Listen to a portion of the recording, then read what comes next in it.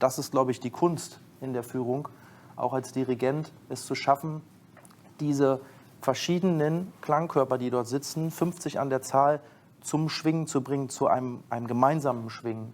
Wir begrüßen ganz herzlich alle unsere Teilnehmer an dem Projekt Kunst der Führung, Führung der Kunst. Kunst der Führung und Führung der Kunst. Als ich das gelesen habe, habe ich sofort gesehen, das ist eine ganz hervorragende Idee, dieses Thema mit Hilfe eines Orchesters anzugehen.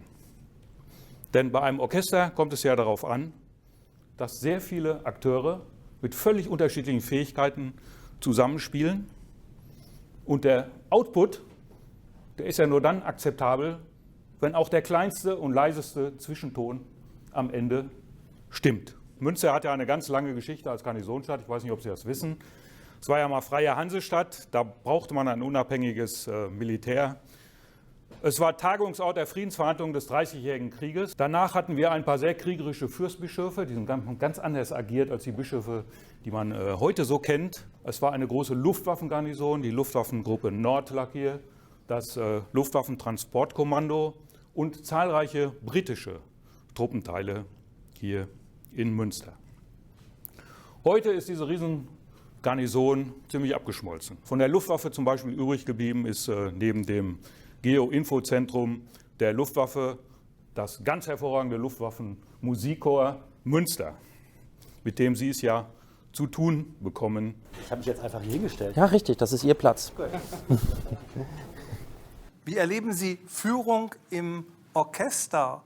Erleben Sie das so, wie ich mir das vorstelle? Vorne steht da jemand, wirbelt mit dem Taktstock rum, irgendwie spielen dann alle und wissen, was sie tun müssen. Wenn das alles gut läuft, dann erlebe ich als Inspiration, dass mir auch Raum angeboten wird, wo ich meine künstlerischen Fähigkeiten frei entfalten kann. Wir haben ja einmal die musikalische Führung und die militärische Führung. Das muss man vielleicht auch noch mal ein bisschen auseinanderdividieren. Unser Chef, der Major Kalweit, ist ja einmal, er leitet eine Dienststelle, eine militärische Einheit. Und auf der anderen Seite führt er ja ein Orchester. Und das sind natürlich auch zwei Komponenten, die auch ineinander greifen müssen. Was nutzt mir der tollste Dirigent, der aber auf Deutsch gesagt seinen Schreibtisch nicht in Ordnung hat? Sie haben mehr auf der Schulter, können sagen, so ist es. Klar, würde ich mir im Alltag auch wünschen, wie wahrscheinlich die meisten Führungskräfte auch. Klappt nicht. Nur die Schulter allein bringt nicht das Ergebnis, was wir gemeinsam erzielen möchten. Denn ich kriege immer wieder in der Orchesterprobe über meine Wahrnehmung des Orchesters Angebote von Reaktion. Sei es ein Instrument absetzen und nach unten gucken, sei es ein Lächeln, ein Glücklichsein, sei es ein vielleicht nicht ganz bei der Sache sein. Wir haben eine Übung in meiner Praxis, in der wir Führungskräfte bitten, zuzuhören. Wir bitten die Führungskräfte, 2 Minuten zuzuhören. Und die kommen dann zurück, mal in Tandems, mal im Wechsel, und sind schweißgebadet. Weil das so oft wenig trainiert ist, mal dieses mit dem offenen Herzen, was ist hier eigentlich gerade los? Das ist nämlich die Neuerfindung. Wer muss ich heute sein? Als was muss ich mich heute erfinden, damit heute das Orchester das kriegt, was es hier heute braucht? An diesem einmaligen Tag, der in diesem Leben nur einmal vorkommt. Wäre das nicht eigentlich für die Wirtschaft total toll, wenn wir die Chance hätten, die Rückmeldung, wenn wir die schneller kriegen würden in der Wirtschaft, wenn man die als Führungskraft schneller bekommen würde? Jörg, es wäre und es ist, nochmal Amy Edmondson, elementar, dass sie sofort kommt. Aber dass Rückmeldungen in einer großen Wahrhaftigkeit sofort kommen, funktioniert nur, wenn mir das Umfeld, der Kontext erlaubt, meine Rückmeldung zu geben und ehrlich zu sein. Führung heißt, einen Rahmen zu schaffen, in dem der Mensch wahrhaftig in diesen Themen sein darf, innerhalb seiner Rolle. Wie viele Stunden am Tag, in der Woche, im Monat trainieren Sie die handwerkliche Form des Holzblasinstrumentes? Wenn man diese Passion hat, dann macht man das tatsächlich auch den ganzen Tag, auch vielleicht unbewusst. Dass man auch sich weiterbildet oder eine Blume bewundert, was später zu einer musikalischen Bereicherung führt. Und dieses reine Üben, das ist jeden Tag unterschiedlich. Ich könnte sagen, ich übe jeden Tag 3 Stunden, tue ich nicht. Welche Führungskraft ist denn mit einer solchen Passion dabei, sich selbst als stetig Lernender zu inspirieren und inspirieren zu lassen? Es ist ja auch irgendwann eine muskuläre Ermüdung auch da, wenn ich jetzt Trompete spiele. Wenn wir jetzt morgen schon 3 Stunden Orchesterprobe hatten, dann kann ich nicht im Anschluss 3 Stunden Einzelstudium machen. Natürlich ist es dann oftmals auch so, dann macht man nachmittags seinen Bürodienst, seine Nebenfunktion, was man hat, seinen Sport, was alles mit dazugehört. Aber es kann genauso gut sein, dass ich mich abends von 8 bis 10 nochmal zu Hause bei mir in mein Übzimmer hinsetze und da nochmal eine Stelle erarbeite oder so. Das ist ganz verschieden. Man kann Führung trainieren, aber es wird eben oft nicht getan, weil es uns konfrontiert mit unserem Unvermögen in Bezug auf den Umgang mit unserer eigenen Macht, mit dem Umgang mit unseren eigenen schwachen Stellen. Warum triggert mich Herr Müller und Herr Meier nicht? Warum komme ich immer schlecht drauf, wenn ich nur diese Nummer auf dem Display sehe? Nicht jeder ist ein Dirigent. Es gibt Menschen, und das ist auch ganz interessant morgen zu sehen, die stellen sich ohne Kenntnisse über Dirigieren, wo ich viele Stunden vorm Spiegel verbracht habe, um Schlagbilder zu üben, vor ein Orchester, und das Orchester fängt an zu klingen. Wie führen Sie, welchen Prozess haben Sie jetzt aktiviert, dass das funktioniert? Und es gibt andere Typen, die stellen sich vorne hin und irgendwie will es nicht. Ich glaube nicht, dass jeder eine Führungspersönlichkeit oder eine Führungskraft ist. Vielleicht gehen auch mal Klangvorstellungen auseinander.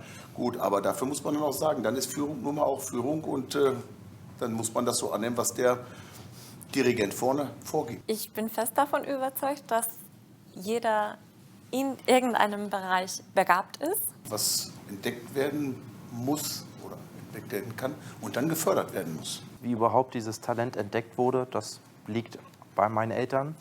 Denn wir hatten ein Klavier zu Hause und ich habe von mir selbst aus angefangen, mich mit 4, 5 Jahren ranzusetzen und die ersten Töne zu spielen. Und dann kam natürlich der Impuls, wo gesagt wurde, vielleicht können wir dem Jungen was Gutes tun, ein bisschen Klavierunterricht geben. Und so ist das stetig vorangegangen bis zum Studium. Dann kommen natürlich auch Lehrer drumherum, die ich hatte, die mich unterstützt haben, die mich motiviert haben, die mich am Seil gefesselt haben, verzaubert haben. Aber wenn sie dann selbst vor dem Spiegel stehen und es ist soweit und sie kriegen den Taktstock und fangen auch an, Schlagbilder zu schlagen, dann sind sie auf einmal dabei und fühlen sich sehr wohl. Diese Emotionen und Leidenschaft auch aufs Pult zu bringen und mit den Menschen zusammen zu leben, das ist aus meiner Sicht das Schönste, was es gibt. Ein Musiker ist in seinem Tun, mit seiner gesamten Persönlichkeit, mit seinem ganzen Menschsein sozusagen engagiert in der Rolle. Führungsrollen und Führungsaufgaben reichen nie so tief ins Menschsein hinein. Dürfen sie gar nicht. Denn wir sprechen ja von guter Führung auch als eine Führung, in der Rolle und Privatperson in einem guten Einvernehmen, aber gerne getrennt voneinander stehen. In dem Moment, wo die Grenze zwischen Rolle und Privatperson durchbrochen wird, passieren lauter schreckliche Dinge. Ich fange an, meine privaten Emotionen zu verwechseln mit dem, was in der Rolle relevant ist. Das ist eine steile These.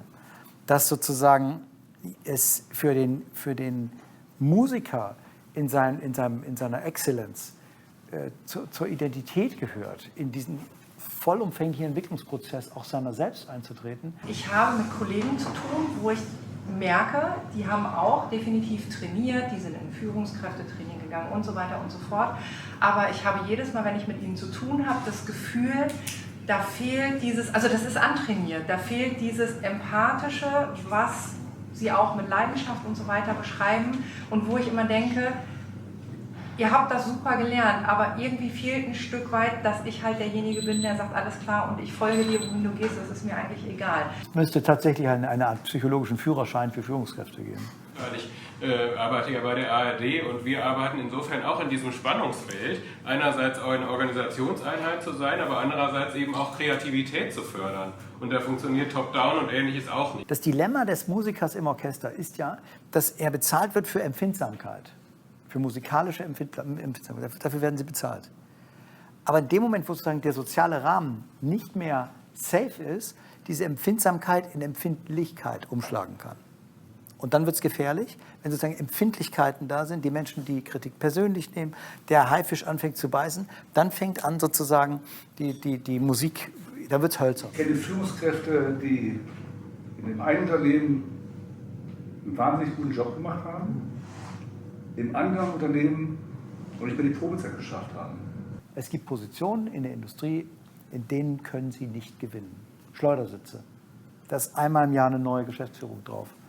Das ist sozusagen von der Governance verbaut, da gibt es Zielkonflikte in der Gesamtorganisationsstruktur, da kann man nicht, und daran kann man sehr schön sehen, gute Führung ist absolut kontextrelativ. Es muss nicht mal was fachlich-musikalisches sein. Es kann ein Witz sein an einer Stelle, der Klang verändert, der Spannungen löst. Es kann aber auch ein Klangmoment sein, der alle so abholt, wo alle sagen, wow, und deswegen habe ich diesen Beruf gemacht. Das schafft man nicht immer, aber mein Ziel sollte es immer sein, möglichst oft solche Momente auch herzustellen. Für mich selbst, aber auch für mein Orchester und meinen Personalkörper. Das Musikchor freut sich, die Teilnehmer freuen sich. Ich glaube, wir werden wirklich einen ganz spannenden Tag erleben und werden uns jetzt erstmal warm machen, damit jeder auch die richtige Vorbereitung hat. Natürlich haben wir als Dirigenten auch Bilder, mit denen wir uns verständigen, mit denen wir nonverbal sprechen mit dem Orchester. Ich kann zeigen, wie etwas leiser gespielt werden soll. Ich kann zeigen, wie etwas lauter gespielt werden soll. Ich kann Phrasierungen anzeigen, ob man etwas gebunden spielt, legato, oder ob man etwas kurz, staccato spielt. Ja, so ein bisschen wie so ein kleiner Specht oder so ein Holzhacken. Also ich habe alle Möglichkeiten, mit meinen Händen eigentlich mit dem Orchester zu kommunizieren. Und zu den Händen hinzu und zu meiner Körperhaltung kommt dann auch noch meine Person an sich. Wie arbeite ich vielleicht mit meinem Gesicht, mit meinen Augen, mit einem Lächeln, mit einer Emotion, mit auch einem traurigen Gesicht, was ich aber nicht aufsetze wie ein Schauspieler, sondern mich in der Emotion bewege der Musik, die mit einfließt. Der 4/4-Takt, da kommt die Mathematik wieder wundervoll mit ins Spiel. Wir haben ein Koordinatensystem, X-Achse, Y-Achse, und letztendlich ist der 4/4-Takt eine Viererbewegung. Wir haben 4 Schläge. Die 1 ist unten, die 2 geht nach links, die 3 geht nach rechts und die 4 geht wieder nach oben. Dann würden wir jetzt den Auftakt nach oben gehen. Ich mache es ganz langsam, das wäre und 1, 2, 3, 4. Runter, links, rechts, hoch. 2, 3, 4. 1, 2, 3, 4. Der 3/4-Takt. Ich habe probiert, gut zu zeichnen. Es ist leider nicht ganz so. Wir haben wieder die XY-Achse und wir befinden uns in einem Dreieck.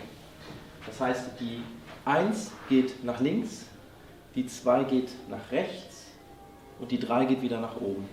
Als wenn Sie ein kleines Dreieck haben, was Sie schlagen. Wir haben einen guten, entspannten Stand und atmen tief ins Zwerchfell ein von außen und kommen hoch. 1, 2, 3. Eigentlich das 3. Sehr langsamer weiter. 2. Ja, wir fangen langsam an. 2, 3. Der letzte Schlag, den wir heute noch üben werden, und da kommen wir schon fast zum, in Anführungszeichen, einem etwas einfacheren Schlag, das ist der 2/4-Takt, der eigentlich nur nach unten geht und dann wieder nach oben. 1, 2, 1, 2, runter, hoch, runter, hoch. Ich lege einfach los. Sie legen los. Wir hatten jetzt Carmen Suite. Das war mit dem 2/4-Takt. Ich habe es hier nochmal oben aufgeschrieben, also einfach 1, 2. Und fühlen Sie sich frei und starten einfach. Ich bin da und unterstütze Sie auch. Ja, es wird geil. So.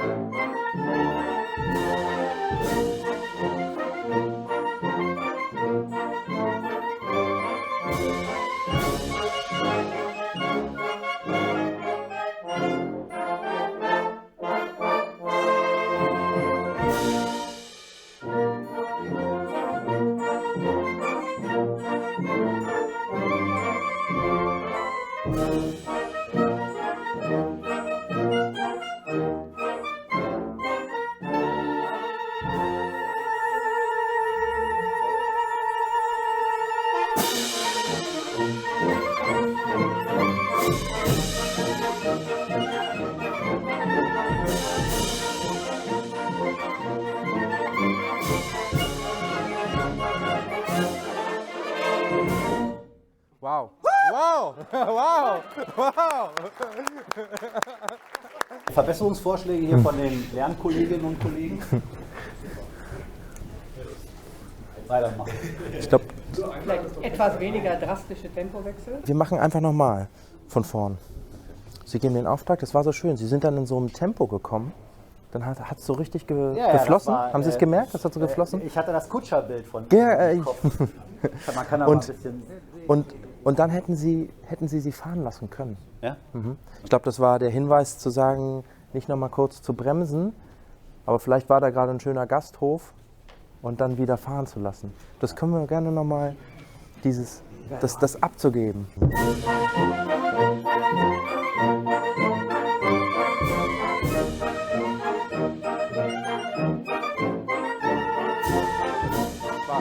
Eins, zwei, eins, zwei, eins, zwei, eins, zwei, eins, zwei, eins, zwei.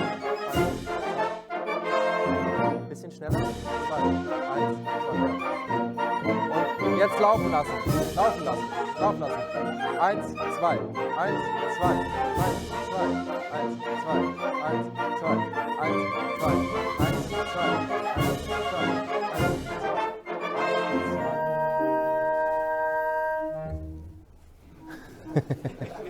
Sie entscheiden, wann es losgeht.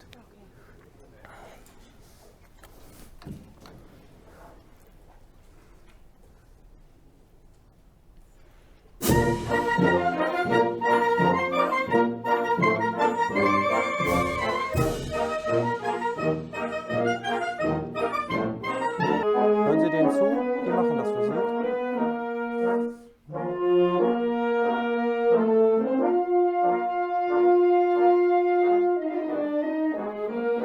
Die Flöten dazu.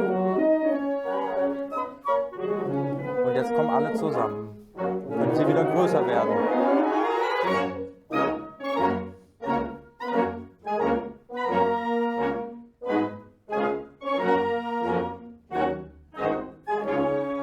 Hinzugucken zu Menschen, wo ich dachte, da geht jetzt gleich Musik los und es ist aber dann nicht da, was passiert, sondern da.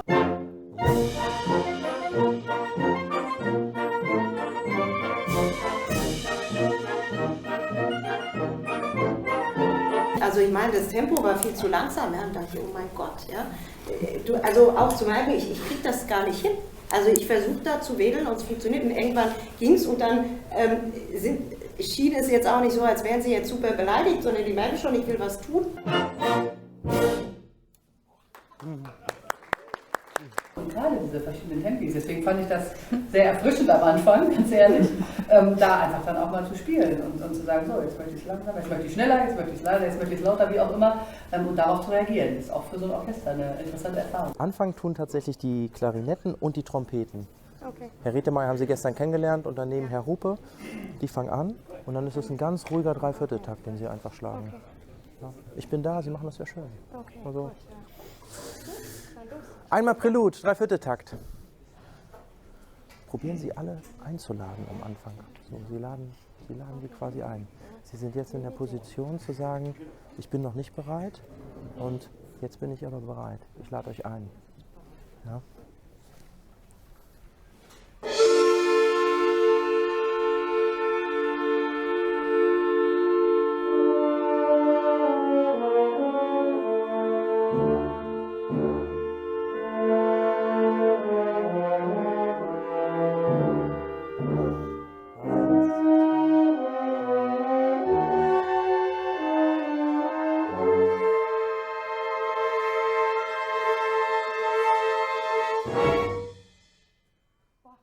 Ja, ganz schön auch. Ja, genau. Ich weiß nicht, ob es alle mitbekommen haben. Okay. Das heißt, Häkchen, Morgenstimmung? Okay. jetzt haben es alle mitbekommen. Da, ach so, das ist der interessante 6/8, den man auch in 2 schlagen kann. Das heißt, wir sind eigentlich in einem ruhigen 2. Das ist 1, 2, 1, 2. Aber Sie kennen das ja auch durch die Flöte und die Musik.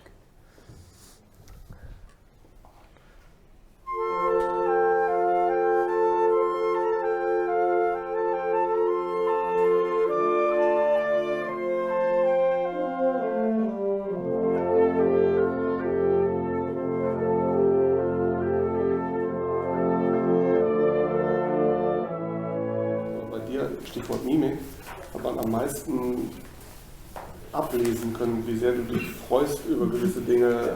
Also das war sowas von authentisch. Und also da war Überraschung, da war Freude, da war ein kleines Erschrecken. Toll. Und das ganze Orchester laden wir ein. Und atmen mit ihnen zusammen. Wir atmen.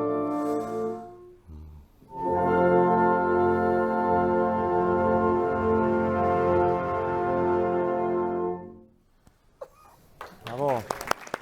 Ich glaube, das ist in der Führung das Gleiche, Unterstützung zuzulassen. Und zwar vom Team, weil das mir ja Feedback gibt. Und ich muss es kapieren, ja, was die Rückmeldung ist, aber auch von Peers, das hätte ich jetzt gesagt, das war in dem Fall mein Peer, ja, und der hilft mir, ja, weil der weiß ja, wie es geht, genauso, also in dem Spezialgebiet jetzt. Und dass das was ist, was ich nutzen kann, ja, und, was ich vielleicht auch, wenn es in Situationen geht, wo ich sage, okay, da habe ich jetzt einen Bereich, mit dem habe ich sonst nicht so viel zu tun, mir ein Peer da zu nehmen und zu sagen, okay, auf was muss ich denn jetzt achten? Man kommt auch nicht aus seinem Griff raus, wenn du einen gewissen Schlag haben möchtest, aber du machst das als Miteinander mit einer Empathie und einer Gemeinsamkeit. Du stellst dich nicht hin und sagst, du machst das jetzt genauso, wie ich es dir sage, sondern man hat das Gefühl, dass man das gemeinsam angeht. Kameraden. Vorsicht auf Sie. Und bin ganz gespannt auf mich. Wollen wir nochmal mit der Morgenstimmung beginnen, was wir gerade... Das war Nein. Gern zum Schluss. Ja? Carmen. Carmen, jawohl. Gleich mit Feuer. Jawohl. So ist es richtig. Dann von vorne den ersten Satz, den wir hatten. Der 2/4 Takt.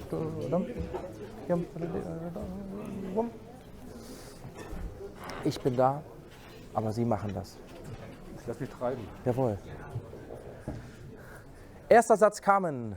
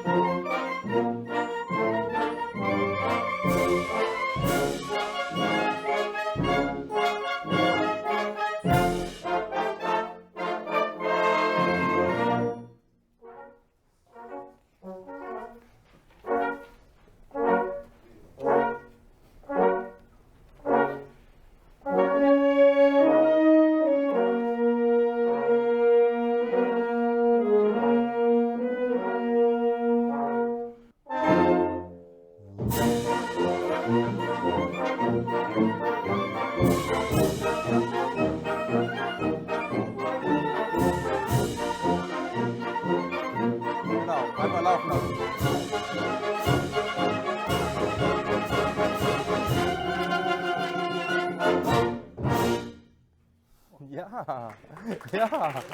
Ich wurde dirigiert von Ihnen, vielen Dank. Nein, ich glaube tatsächlich, dass Sie sehr viel dirigiert haben und dass Sie auch sehr viel gezeigt haben. Also das Orchester hat unglaublich alles probiert zu übernehmen, was Sie wirklich gemacht haben. Ist das bei der Bundeswehr auch? Ja. Richtig in der Truppe.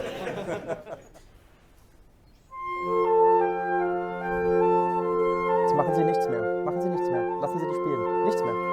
Lassen Sie die spielen.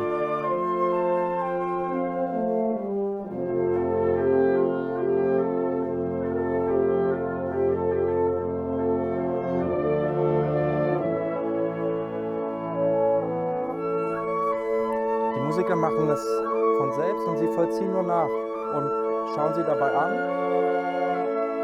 und sind aber dabei. Sie ziehen sich nicht raus.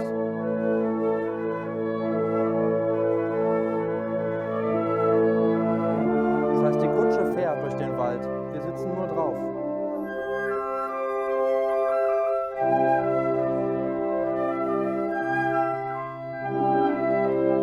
kurz helfen, weil andere dazukommen.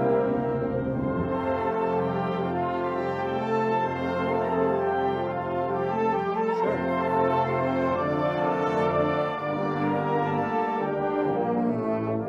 Ja.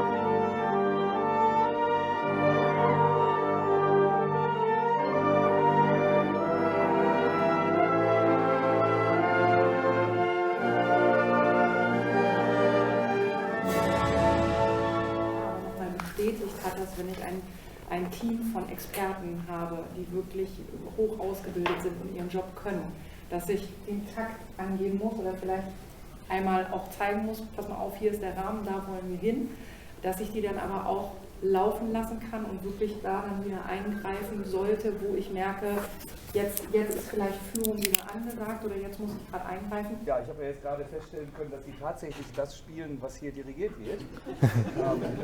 Sonst hätte ich gesagt, bitte spielen Sie, wie Sie es kennen, ich leiste keinen Widerstand. Kann man von vorne auch nochmal oder den Zweivierteltakt, was wir hatten? Genau.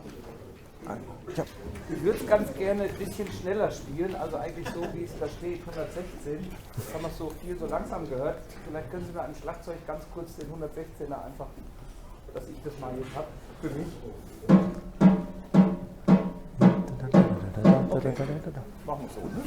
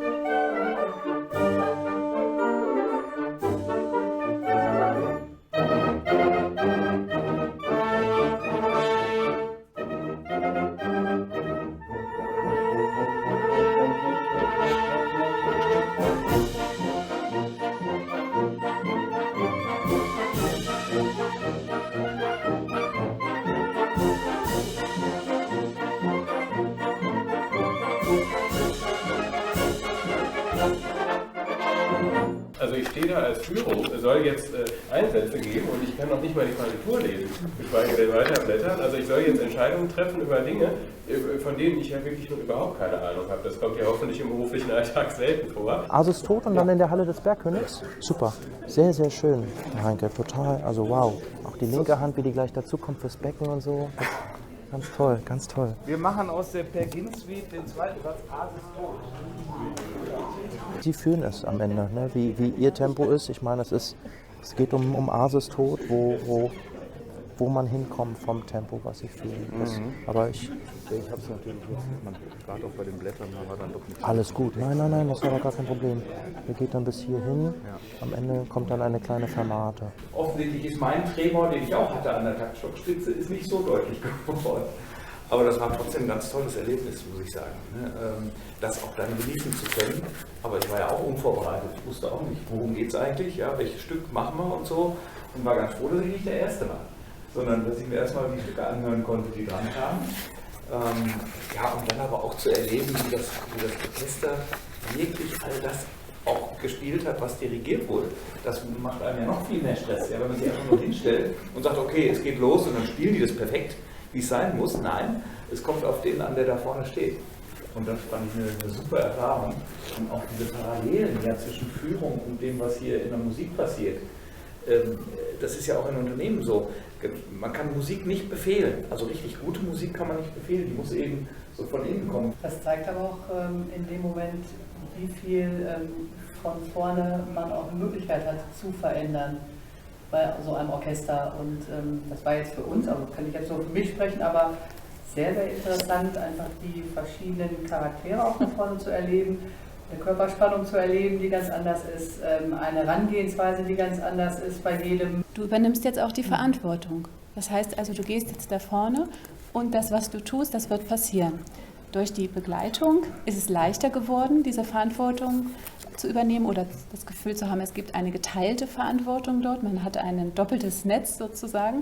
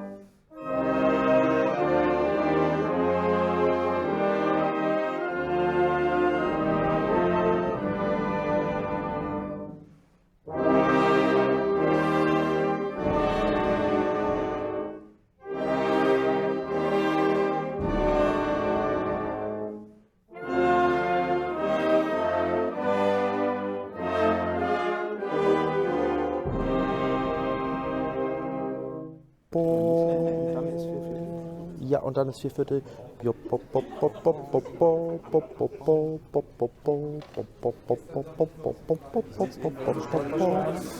Und Tenorhorn ist auch mit dabei.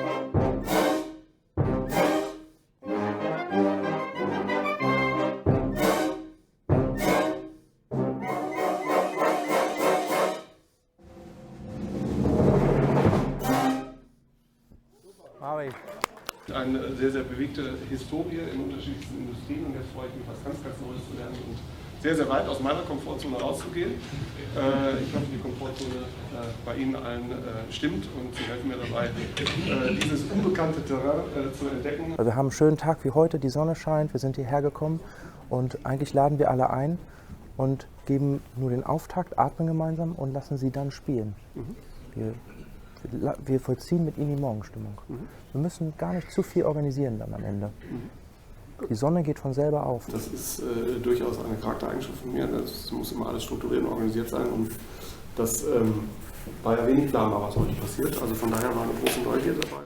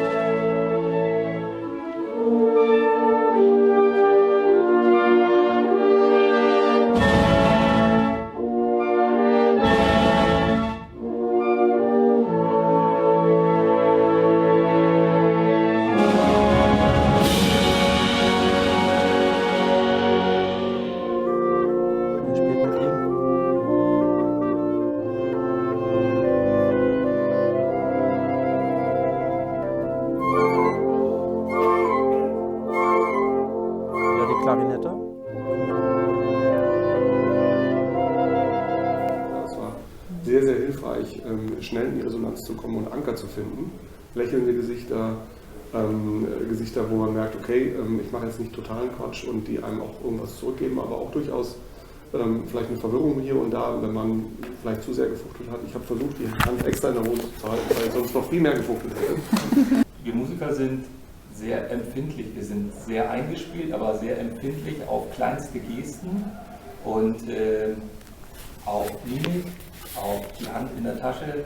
All diese kleinen Dinge, die registrieren wir sofort und spüren sofort, derjenige, der davor steht, ist er offen für uns, sucht er eine Verbindung, genießt er es. Und wir hatten so tolle, schöne, ganz viele schöne Momente zusammen, wo wir uns angelächelt haben. Und das ist das, was wir brauchen und wovon wir leben und wie wir die Musik machen. Ich komme aus Magdeburg. Ich arbeite als Moderatorin, oft mit großen Gruppen, aber nicht mit so musikalisch Talentierten. Es ist für mich eine große Ehre, mit Ihnen heute das ausprobieren zu dürfen. Und ich habe eine große Wertschätzung und eine große Demut für Ihren Weg, den langen Weg des Übens als Musiker und Musikerinnen. Da haben Sie meinen vollen Respekt. Ich selber spiele kein Instrument, deswegen singen Sie es mir nach. Ich tue mein Bestes und versuche mit Ihnen irgendwie harmonisch zu sein. Ich versuche, Sie ein bisschen zu spüren und die Musik zu spüren. Ich freue mich drauf. Vielen Dank. Das heißt, wir haben eigentlich den 2/4-Takt. 1, 2, 1, 2, 1, 2, 1, 2, 1, 2, 1, 2, 1, 2. Genau, das ist schon super. Wenn Sie mir noch mal helfen am Anfang, dass ich den Kollegen nicht so ein langsames Tempo zumute, dann... Kein Problem, kein Problem. Ich würde einfach ganz kurz mit eingreifen und Ihre Hand auch nehmen, wenn was ist, und dann unterstütze ich Sie. Ich danke Ihnen ganz ja, herzlich. alles gut, alles gut. Also. Als ich mich dann erhoben habe, nach vorne gegangen bin, mich vorgestellt habe, habe ich gesagt, so und jetzt braucht es eben auch ein Stück weit Orientierungssicherheit. Wie schaffe ich das jetzt? Und ich hatte mich dann entschieden, möglichst klein zu bleiben mit meinen Gesten, die linke Hand irgendwie so fast passiv zu lassen, weil mir nicht klar war, was wenn ich damit etwas mache, was bedeutet das dann?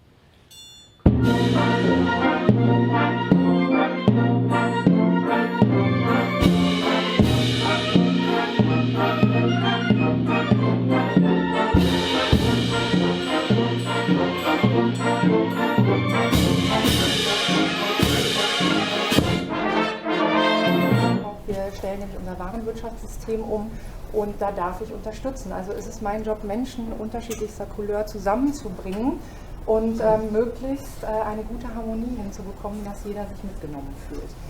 Ich bin sehr aufgeregt, ich freue mich sehr. Ich hätte gerne ein Stück mit dem Kontrabass, weil da bin ich sehr gespannt drauf und ich freue mich jetzt auf die nächsten 10 oder 15 Minuten. Herr Schmitz, wo sind Sie denn besonders Kontrabass? Eigentlich Prälude, ne? Nee, von vorne. Von vorne. Dann von vorne. Das war der 2/4-Takt, genau. Also einfach 1, 2, 1, 2, genau, der Angelhaken. Aber ich brauche ja keinen Takt anzugeben. Dann Am Ende fast gar nicht. Herr Schmitz macht das mit Ihnen. Sie geben einfach einem Tempo vor und dann rollt der Ball. Ich bin da. Alles wird gut. Viel Spaß.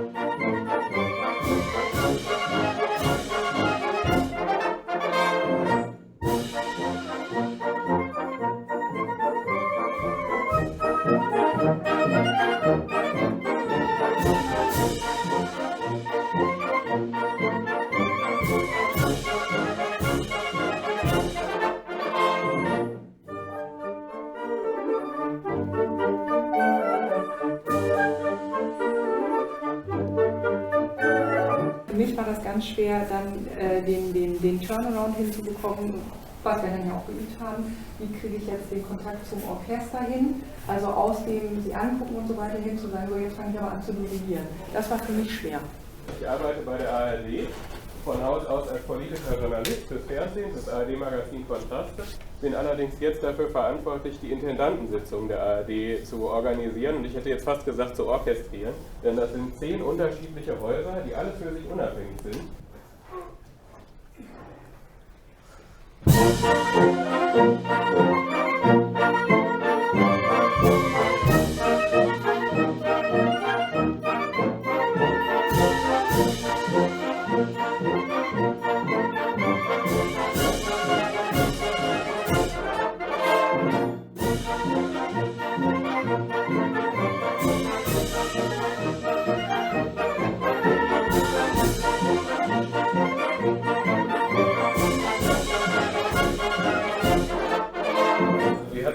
Gegensatz zu G3-stufig. Ja, erst die Theorie, dann das Zuhören und schon ein bisschen mitmachen und dann auf einmal in die aktive Rolle kommen. Was mich zumindest sehr begeistert hat, nochmal den Unterschied zu sehen. Erst hört man nur zu und denkt und kann nicht eingreifen und dann kann man auf einmal eingreifen, dann passiert auch noch was. So schwer das vielleicht, so anspruchsvoll das war, jetzt dann 10-mal sozusagen dieselben Stücke zu spielen, fand ich das interessant, die Unterschiede zu hören. Das ist für mich die wichtigste Erkenntnis.